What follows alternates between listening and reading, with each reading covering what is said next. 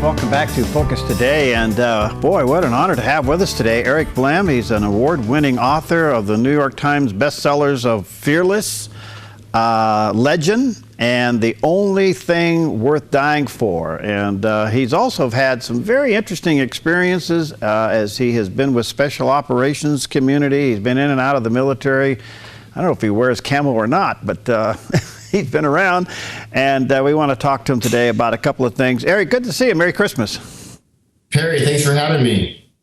A little bit of, how did you get involved with special ops? How did you get to go in behind the doors there? What was that all about? You know, Perry, after 9/11, I asked myself, I'm a civilian, and I never did serve, but being a journalist, I asked myself after 9/11, what's your part in all this during that kind of surge of patriotism? And I felt I could tell the stories, and that's really what led me to this first book, which is The Only Thing Worth Dying For, that I wrote about the special ops community. And because of the great response within that community, the fact that I keep my politics out, and I keep the men and or women, their stories in. You don't know my politics, my religion, my opinion, anything. And I think that's really where the power in these stories comes from, the truth, sticking to the facts, and trying to report warts and all what happens during these missions, during these mishaps, and just during the lives of these men and women who serve our country. Good for you. Thank you. Well, let's check out some of your things going on with The Only Thing Worth Dying For. And in there, you talk about who's now going to be, looks like the Secretary of Defense, General Mattis, Mad Dog Mattis. What did you say about him in your book? Well, it's gotten back into the news 6 years after publication because I reported, first of all, the story in a nutshell is the story of ODA 574. They were one of the first Special Forces A teams into Afghanistan after 9/11. They were also the first into southern Afghanistan. Their mission was to foment a rebellion among the Pashtun, the dominant tribe, and have them rise up from within to overthrow the Taliban or force a surrender. And during the course of this mission, which was 3.5 weeks long, every member of this team was either wounded or killed. And also during that period of time, their guerrilla leader, who they were the military advisors for, Hamid Karzai, rose from virtual obscurity to become, as we know, the leader of the nation, the interim leader, and ultimately first democratically elected president. During the course of this mission, where they drove from the Hindu Kush Mountains towards Kandahar, they, on one horrible day, December 5th, 2001, were hit by an errant 2,000-pound JDAM bomb that was called in erroneously by another unit onto their position. And in a flash, the story, The Only Thing Worth Dying For, and these men shifts from their mission to their survival. And they called for, of course, immediate medevac. They had a mass casualty situation. 2 Americans were killed instantly, dozens of Afghan fighters who were fighting beside them. This was a morning they were not in combat. There were some people targeting a cave that they had suspected Taliban within. And blue sky morning, they were actually waiting for a surrender delegation to arrive from Kandahar when this occurred. So this isn't a heat of battle situation.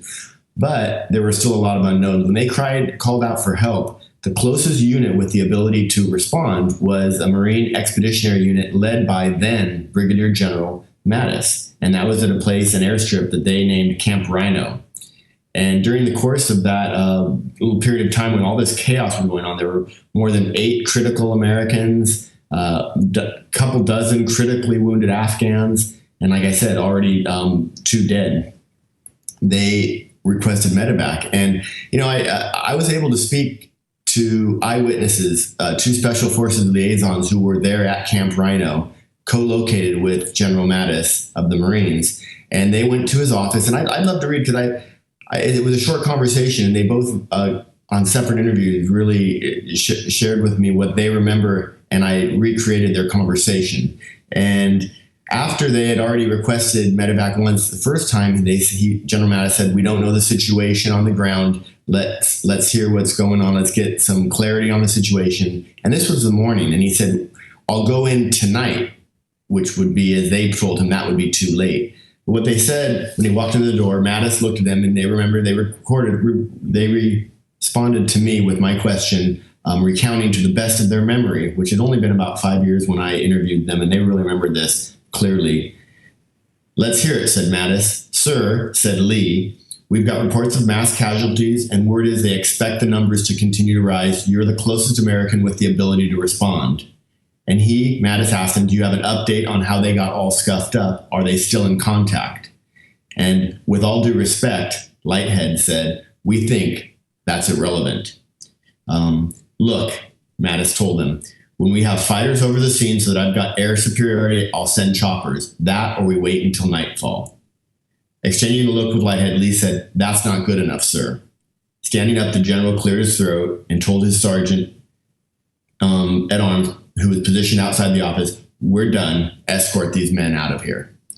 And that's really what's come up later, because people have scanned the media now with Mattis up for Secretary of Defense. I've been interviewed a few times from various people who have become aware of this chapter in my book as being one of the ones, negative things in Mattis's very esteemed military record. I mean, he's a patriot. He served his country honorably for 40 years.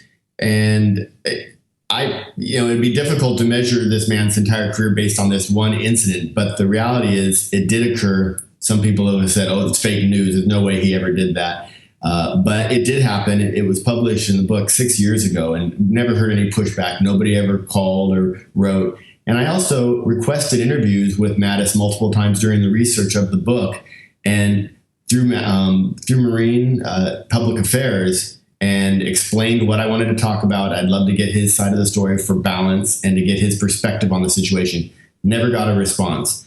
It's all heating up again now, and it's interesting how history can come back and people comb the history and want to find things out. And the reality is, it happened. He never responded. Interesting.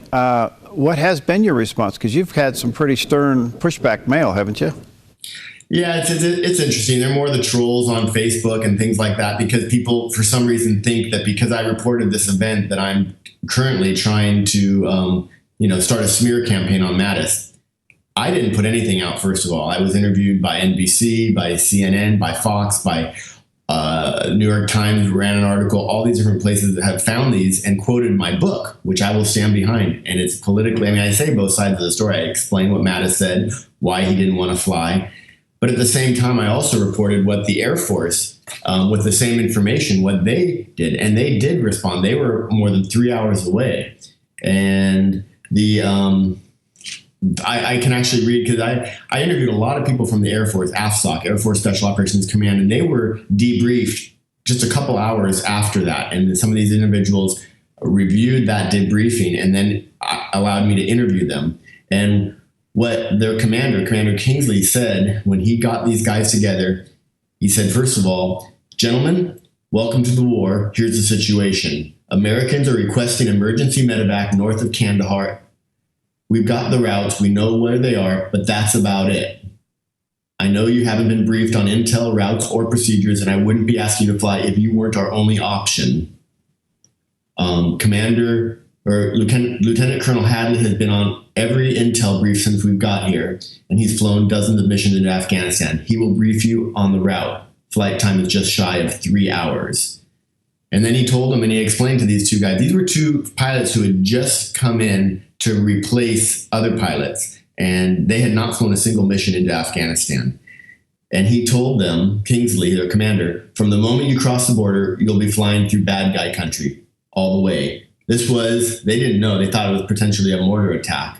This was a mortar attack on an American position. We don't know if our guys are still in contact, but we're assuming it will be hot. Wow. As I learn more, I'll relay it to Lieutenant Colonel Hadley. And so these guys on the other, they're 3.5 hours away. They're 3 hours away. It ended up taking them almost 4 hours to get there because they had to prep their helicopters and get prepared for the mission. But they were more than 3 hours away, and they had the same information. They did not know what was going on the ground, and they just launched immediately because they were under the impression these are Americans, they need help.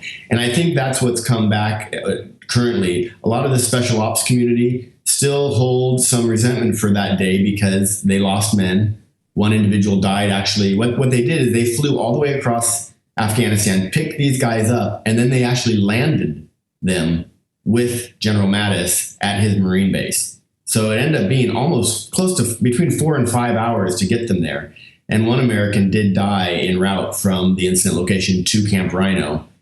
And there's one individual who I interviewed, an intel officer whose buddy was one of the men who was the individual who died en route. And he when I interviewed him, he said it seemed like forever. We were waiting and waiting and waiting for this medevac. And his buddy had a traumatic brain injury, closed head brain injury. There was swelling to the brain, which ultimately led to his death. And he's told me that as he sat there and held his buddy in his lap, he said that he just has always come back to that moment and wondered. It's always haunted him. And he said, I'll live with it forever. I wonder if things could have been different had we gotten medevac sooner. Now, some of the special op guys now are saying, General Mattis left our men in the dirt to die. Obviously, I don't think that's a figurative thing, not a literal thing. The fact is he didn't respond because he didn't have enough information. I don't think he, obviously, knowing what I've heard about General Mattis, would ever knowingly want to leave someone die. He didn't know the situation. He made a choice that day, and that choice was inaction. He decided not to do anything, and the Air Force took care of it. And that's just the fact. It's not reported. It's not a smear campaign about Mattis. He's never said that what I wrote in the book was inaccurate, and he's had 6 years to do so. Never asked me to print a correction or anything like that. So that's really the facts. And people are coming back to me now because they've found this chapter, and it's interesting. It's a little part of history, including this team's mission. They were hit by friendly fire. A lot of people don't remember that. But December 5th, 2001 is a day that looms over a lot of people's memory, and to this day. And as one of the guys told me, he said, hey, when somebody comes up who's known as Mad Dog Mattis, and he did not respond to our cry for help when he was only 40 minutes away, and he's never commented on it or responded or anything like that, maybe we'd like to know what happened. Let me take a quick break here, Eric. We'll come back. Let me say to our viewers that we're talking to Eric Blehm. He's the author of quite a few books, Fearless, Legend, and the one we're talking about, The Only Thing Worth Dying For. There's a picture of it there on the screen. You may want to check it out. onlythingworthdyingfor.com is the website. We'll take a quick break. When we come back, Eric, I want you to answer this question. Do you think your account of December 5th, 2001 will be brought up in his confirmation hearings? We'll be right back with Eric in just a moment.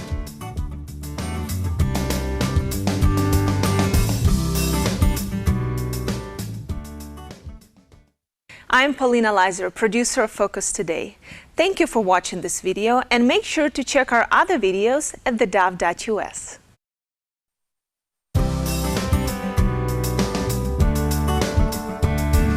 Welcome back to Focus Today, and delighted to have with us today Eric Blehm. He's an award-winning author of the New York Times best-selling books such as Fearless, Legend, and the one we're talking to him about today, The Only Thing Worth Dying For, which gives an incredible account of General Mattis, better known as General Mad Dog Mattis, account of what seems to be an indecisive moment, December 5th, 2001. Quite a story, Eric. A couple of things come out of this. Do you think this will show up and maybe even involve you in the hearings for him to become Secretary of State?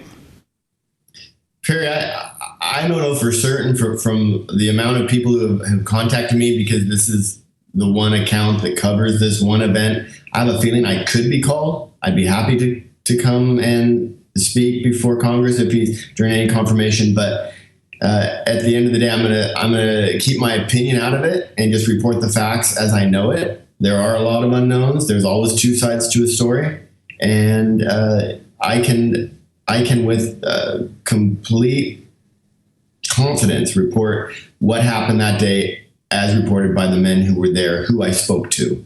And I'd be happy to do it. But, some people have asked me as well, do I think he'll be disqualified and for the secretary? And I have to say that I'm completely unqualified, as are most Americans, to make any sort of a decision like that. I think that in these confirmation hearings, those in uniform, those in positions of leadership that understand the complexities of what Mattis was up against that day and what these men on the ground were up against, they're the ones who should sit and be heard first and foremost by Congress and let them understand from their perspective. I can report the facts that I reported in my book, and I'll do it gladly.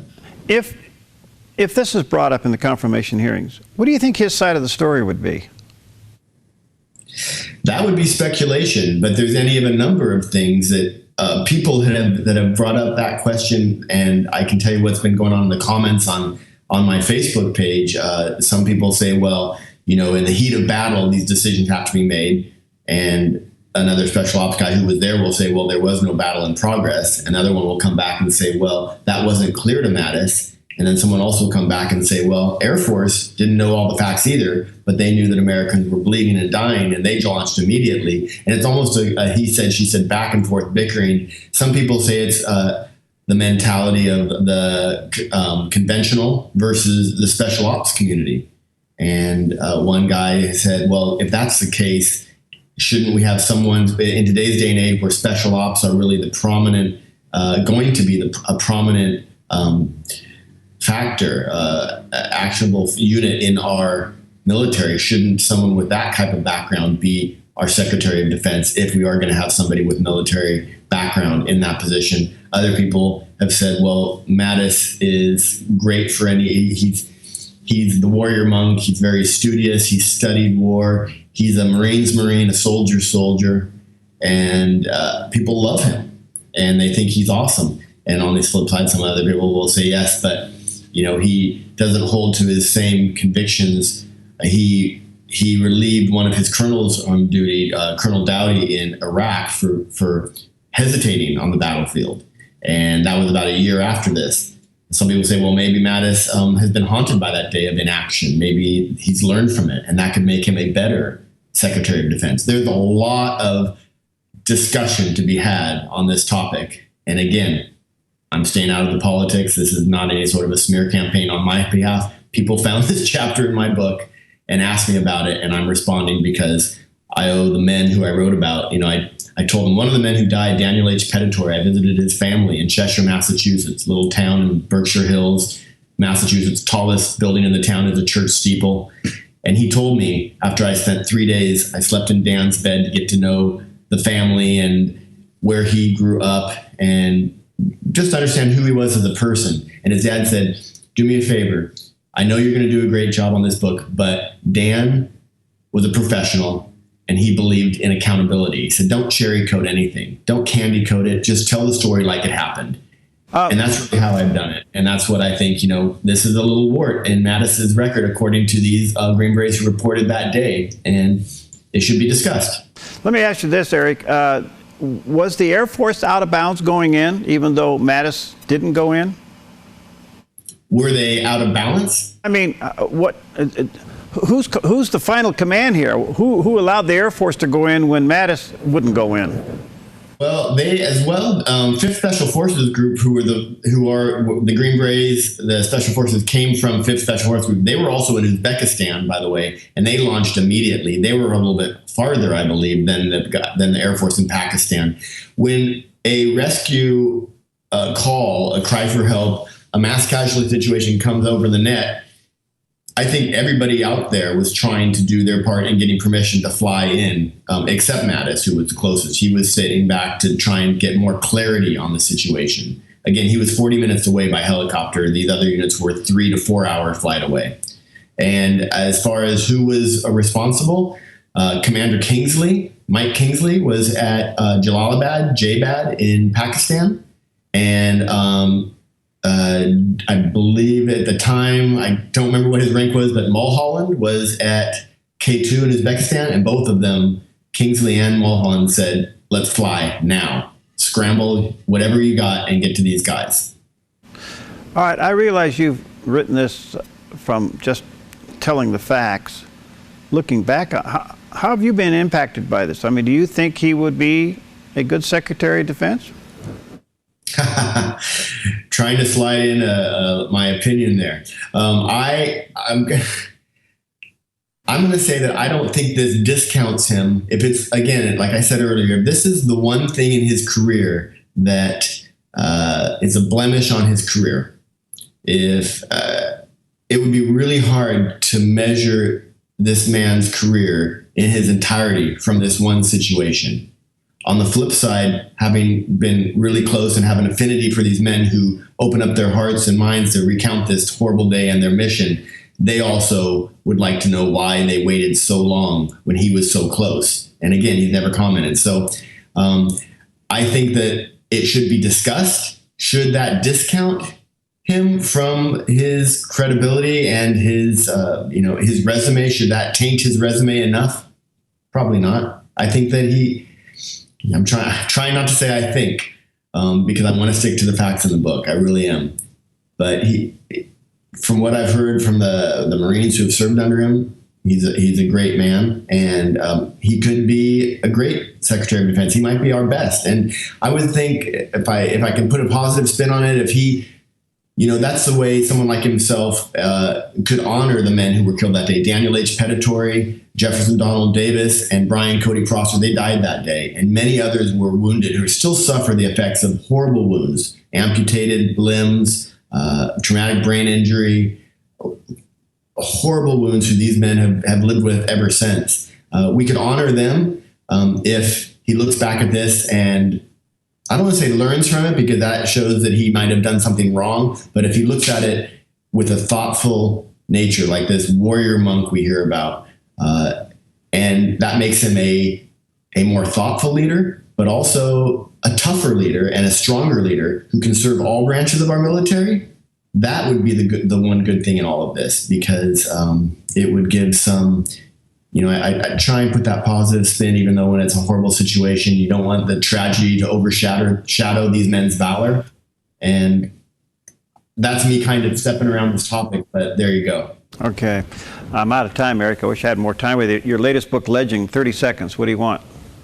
The story of Medal of Honor recipient Roy Benavides, and Fearless, also the story of Navy SEAL Team 6 operator Adam Brown and his rise to the top tier of the SEAL teams after overcoming a drug addiction. 2 books of men who served there. All these stories are gifts. I feel they're gifts to me to be able to write them, and the stories and their stories are so uplifting and so inspiring. It's been an honor to write them, and thank you to everybody in your listenership and you're watching the show who serve, and their families. Thank you for your service. Thanks for your time. Merry Christmas to you and yours. And again, the book is Legend. We just had a picture of it there on the screen, and the one we talked about today that talks about December 5th. And you want to check it out as well. The Only Thing Worth Dying For. Thank you, my friend. Merry Christmas. Let's stay in touch. Thank you very much. All right. We'll see you next time on Focus Today.